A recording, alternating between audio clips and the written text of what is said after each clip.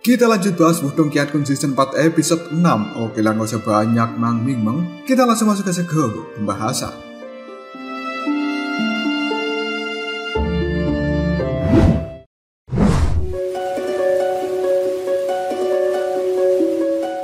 Dalam episode 5, Lindong yang sudah berada di markas besar dari sekte boneka kali ini melakukan pengawasan dan belum berani melakukan pergerakan. Karena saat ini, Tengsa bersama dengan para tetua yang cukup kuat akan membuka harta karun sekte kuno. Setelah kotak harta terbuka, ternyata isinya adalah batu simbol yang melahap yang selama ini dicari oleh Lindong. Sisa jiwa dari Patua Hemo yang ada di dalamnya pun keluar dan tidak mengizinkan siapapun memiliki batu simbol pelahap ini tanpa seizin darinya.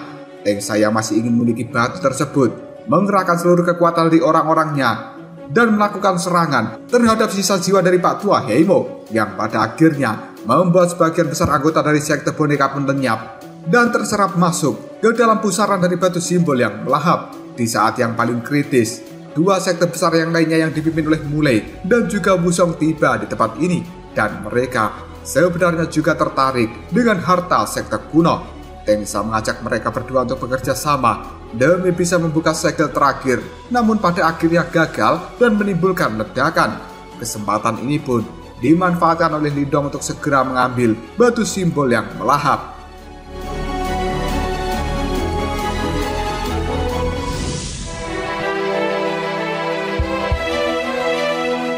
Semua orang pada akhirnya terkejut melihat Lindong yang muncul entah dari mana dan langsung mendekati batu simbol yang melahap. Kali ini, Lindong sedang berusaha memecahkan segel yang terakhir demi bisa mengambil batu simbol yang ada di dalamnya. Tengsa yang melihat hal ini pun tidak yakin jika Lindong yang hanya berada di level penciptaan ki tahap awal mampu membuka segel itu, dan tindakan Lindong sama saja dengan bunuh diri. Namun tidak disangka, Lindong berhasil memecahkan segel terakhir dan dia pun berhasil mendapatkan batu simbol yang melahap. Kemudian segera kabur dari tempat ini. Tengsa yang masih tidak percaya dengan Lindong yang berhasil mendapatkan batu tersebut langsung menyuruh anak buahnya untuk melakukan pengejaran. Dengan cepat, Cao Shen pun menyusul Lindong dari arah belakang dan melihat hal ini, Xiao Do pun menyalurkan sedikit kekuatannya pada Lindong. Alhasil mampu memukul mundur Cao Shen dalam sekali tinjuan. Detik berikutnya, Lindong meninggalkan tempat ini menggunakan pedang mentalnya. Para tetua dari sekte boneka dibuat heran oleh kekuatan Lindong yang mampu mengalahkan Cao Shen hanya dalam sekali tinjuan. Sementara Tengsa tidak peduli kekuatan apa yang dimiliki Lindong saat ini, karena Tengsa harus berhasil mendapatkan batu yang telah dibawa oleh Lindong itu. Hal ini membuat seluruh orang-orang dari sekte boneka bergerak untuk melakukan pengejaran terhadap Lindong. Sementara Tengsa berpesan pada Mulai dan juga Wusong untuk tidak ikut campur dalam masalah kali ini, karena ini adalah urusan pribadi dari sekte boneka dengan Lindong. Jika mereka ikut campur, maka akan dianggap sebagai musuh dari sekte boneka. Mulai tidak menyangka bahwa Lindong akan benar-benar mampu membuka segel terakhir sendirian, dan masalah ini cukup rumit karena Tengsa berada di ranah manifestasi tingkat lanjutan yang membuat Mulai tidak berani ikut campur untuk memberikan bantuan terhadap Lindong. Dia hanya berharap jika Lindong bisa selamat dari kejaran orang-orang sekte boneka.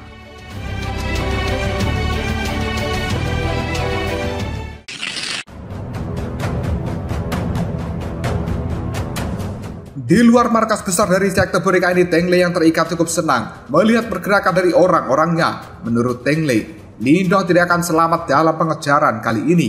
Merasa Teng Lei banyak berbicara, Xiao Yan segera melilitnya dengan ekor yang kemudian mengajak Teng Lei terbang menyusul Lindong. Sementara Lindong yang kabur saat ini hampir disusul oleh orang-orang dari sekte boneka. Xiao Do kemudian menyalurkan kekuatannya pada Lindong dan membuat pergerakan Lindong menjadi lebih cepat. Dua tetua yang merasa kerepotan menyusul Lindong pun segera memanggil boneka jimat miliknya. Yang kali ini, dua boneka jimat itu dengan cepat melesat ke arah Lindong. Untuk menghalau pergerakan dari dua boneka jimat, Lindong pun segera mengeluarkan boneka Gatot kacanya.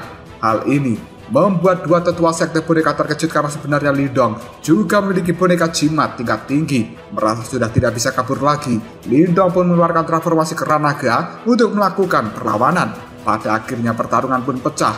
Boneka Gatot kaca milik Lindong melawan satu boneka jimat, sementara Lindong sendiri melawan boneka yang lainnya. Dalam pertarungan ini, Tetua sekte boneka memanfaatkan kesempatan untuk melakukan serangan diam-diam, namun masih diatasi oleh Lindong, yang kemudian serangan yang lainnya pun meluncur yang membuat Lindong tidak mampu menahannya dan terjatuh dari udara. Di mana kali ini posisi dari Lindong langsung terkepung oleh orang-orang dari sekte boneka.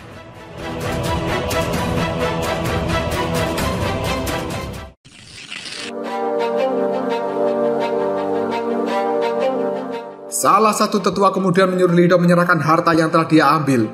Namun Xiaoda menyarankan Lindong menggabungkan kekuatan dengannya karena saat ini Lindong berniat melawan sekuat tenaga. Tidak lama kemudian Teng Sa pun muncul dan dia cukup kagum bahwa Lindong mampu memecahkan segelnya sendirian, yang bahkan hal itu tidak mampu dilakukan oleh Teng Sa. Teng Sa merasa Lindong juga orang yang telah memasuki monumen Dahuang, maka dari itu dia memiliki cara untuk bisa memecahkan segel dari harta karun kuno tersebut. Dan Lindong sepertinya juga cukup mengenal tentang harta karun kuno ini. Namun Lindong mengelaknya dengan mengatakan bahwa dia tidak tahu lebih banyak tentang harta karun yang telah dia ambil. Teng Sa pun berniat akan mengubah Lindong menjadi boneka. Dengan begitu dia akan tahu bagaimana cara mengendalikan harta karun kuno. Lindong pun berdiskusi dengan Xiaoda di dalam tubuhnya. Jika mereka berdua menggabungkan kekuatan, berapa persen peluang untuk menang?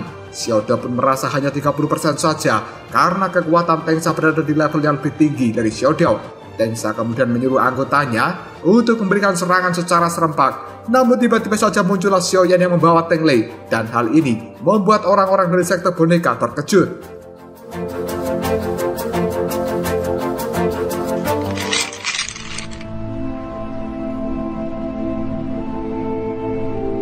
Detik berikutnya Lindong langsung menawan Teng Lei dan mengatakan jika Teng Sa melepaskan Lindong, maka Teng Lei juga akan dilepaskan. Hal ini membuat Teng Sa menyuruh seluruh anak buahnya untuk membatalkan serangan. Namun Lindong masih ingin menawan Teng Lei sampai dia benar-benar aman kabur dari tempat ini. Tidak disangka, Teng Sa secara diam-diam meluncurkan serangan energi yang tajam. Hal ini langsung menembus perut dari Teng Lei yang akhirnya juga mengenai perut dari Lindong. Hal tersebut membuat Lindong tidak percaya bahwa Teng Sa benar-benar kejam, bahkan tidak segan-segan mengorbankan putranya sendiri. Detik berikutnya, Teng Sa pun bergerak ke arah Lindong dengan cukup cepat, dan hal ini membuat Lindong segera melemparkan Teng Lei, lalu dirinya kabur dari tempat ini. Teng Sa pun menyerahkan Teng Lei pada para tetua supaya dibawa pulang untuk diobati, sementara Teng Sa sendiri akan melakukan pengejaran pada Lindong.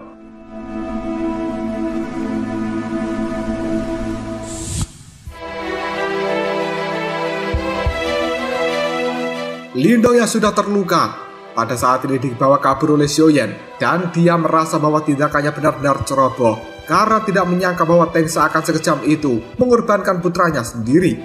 Tidak lama kemudian Teng Sa pun terbang dengan cukup cepat di belakang dari Lindong, dan Xiaoyan juga menambah kecepatan untuk menghindari kejaran dari Teng Sa karena saat ini Teng Sa tidak akan membiarkan Lindong kabur dengan cukup mudah. Dia terus meluncurkan berbagai serangan dari arah belakang. Hal tersebut membuat Xiaoyan harus berusaha keras menghindari serangan-serangan dari Teng Sa supaya tidak mengenai dirinya.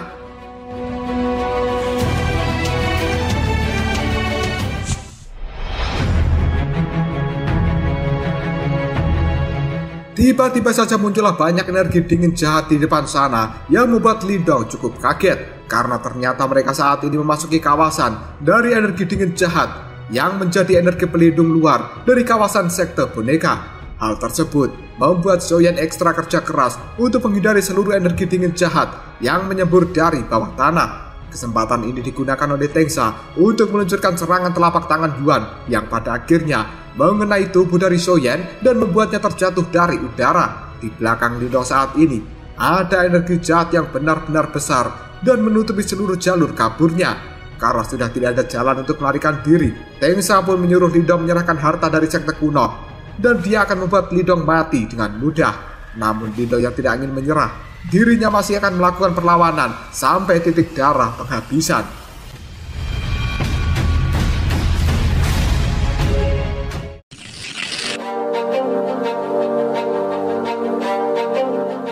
Dengan cepat Lindong mengeluarkan jari pemenjara surgawi level 1. Hal ini pun langsung ditahan oleh Teng Sa menggunakan seni bela dirinya, yaitu dinding gunung. Kedua kekuatan yang cukup besar saat ini saling berbenturan.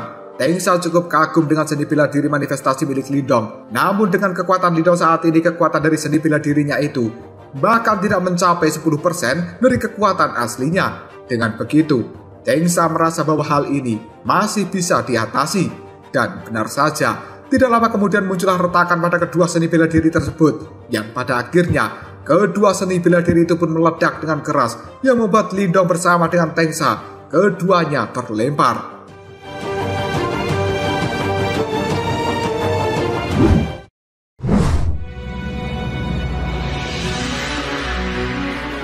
Orang-orang dari sekte boneka yang baru saja muncul cukup kaget dengan adanya ledakan di depan sana. Dengan cepat, mereka pun akan mengecek apa yang telah terjadi, di mana saat ini Tengsa dan juga Lindong, mereka berdua sama-sama terluka. Namun luka dari Tengsa tidak separah Lindong yang terlihat babak belur. Tengsa masih memaksa Lindong untuk menyerahkan harta karun dari sekte kuno. Namun Lindong yang tidak mau, terpaksa kabur menuju jurang yang ada di belakangnya, yang berisi banyak energi dingin jahat. Melihat hal ini, Tengsa pun panik dan dia akan memberikan serangan, namun gagal karena Tengsa sudah terluka dan tidak bisa mengeluarkan kekuatannya. Para anggota dari sekte boneka yang melakukan pengejaran pada saat ini tidak ada satupun yang berani mengikuti Lindong terjun ke dalam jurang, karena di tempat itu ada energi dingin jahat yang benar-benar besar dan juga sangat mematikan. Tengsa kemudian menyuruh anak buahnya untuk melakukan penjagaan yang ketat di tempat ini. Jika Lindong bisa keluar hidup-hidup, maka dia akan menangkapnya. Namun jika Lindong sudah mati, Tengsa akan membawa mayatnya.